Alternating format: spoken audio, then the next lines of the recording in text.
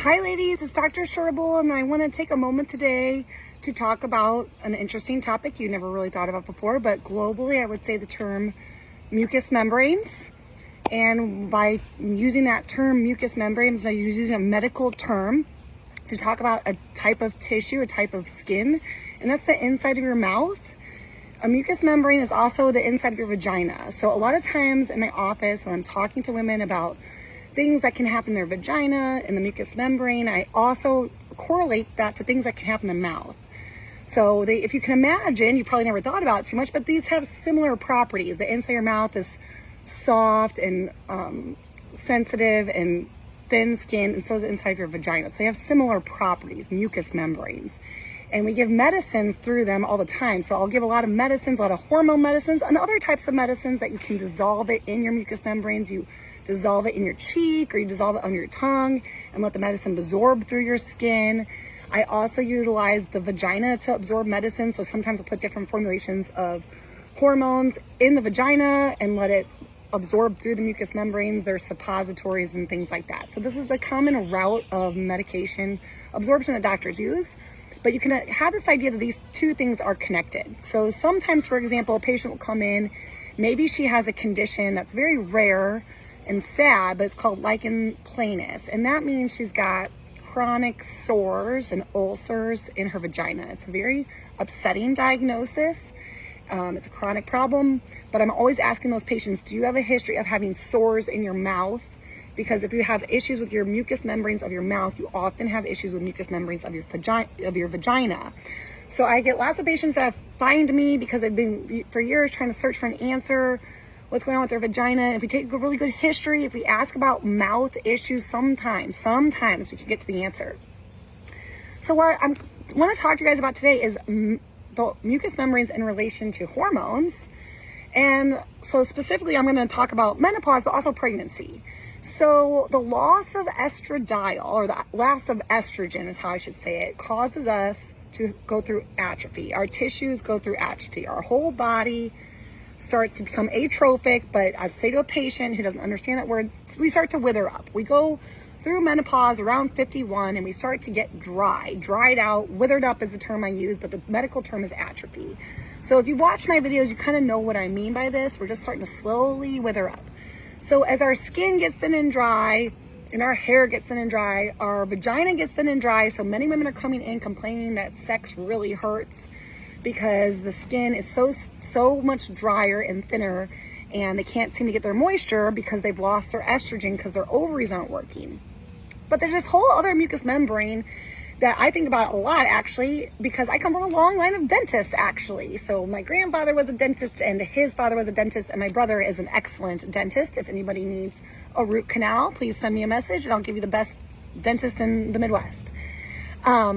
So I think about mucous membranes a lot, actually, because of my family background. And one thing that often comes up is that after menopause, we have a condition called xerostomia. Xerostomia is a fancy way of saying dry mouth. We get dry, we dry out after menopause, our mouth gets dry. When we start to have significant dental issues, it tends to be as we age. Now, of course, we're all gonna get old and things are gonna start to wear out. But if we can stop for a moment and think, like, when did I really start having all these dental problems? Most of the time, it's with the loss of estradiol. So loss of estradiol will lead our salivary glands to dry up, and it will cause the thickness of our mucous membrane. So like our gums and like the inside of our cheeks, maybe if it was normally this thick, now it's this thick. We don't have any moisture, just like in our vagina. Oh my gosh, all of a sudden I'm really dry, and all of a sudden my skin is very thin. So that happens to our mouth too. So if you start thinking about dental issues and ways that we could prevent, like long term, how can we avoid going to get a root canal? How can we avoid dental work down the road? By taking estrogen. And it's been well studied that giving hormone replacement therapy, if I give women estradiol, it will significantly improve their salivary flow rate. There's actually a reduction in how much spit or saliva you make after menopause. And we know that when we give estrogens, the salivary flow rate improves. We also know, as if you've watched my videos, you've heard me say that the thickness of the skin, which is like the gums start to recede up, right? So the gums won't recede as much. if you were to Google, that's called periodontal disease. That's gum disease. If you Google like periodontal disease and estrogen, but they know that if women take hormone replacement therapy, they would have basically much less dry mouth, much less gum recession, which ultimately leads to healthier mouth hygiene and a healthier person in general.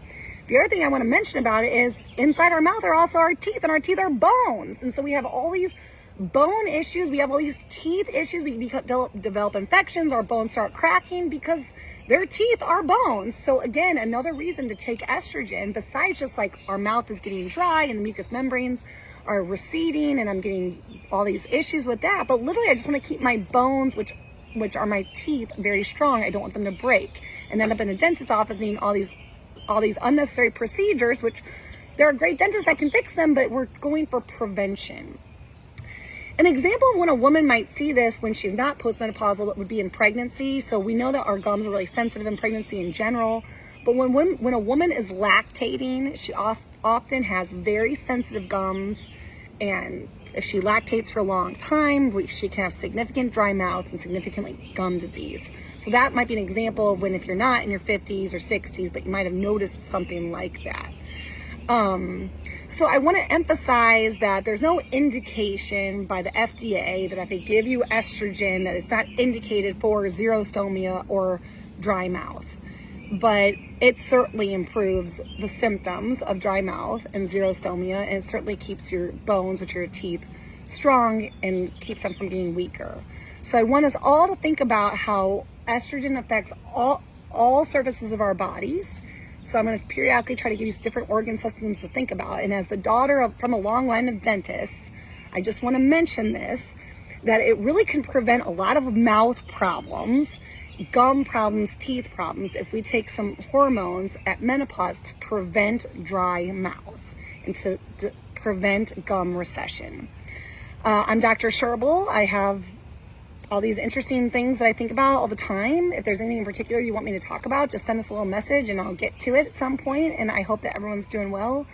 And talk to you guys soon. I work at Scherbel Clinic. Please call and make an appointment. See you soon, guys.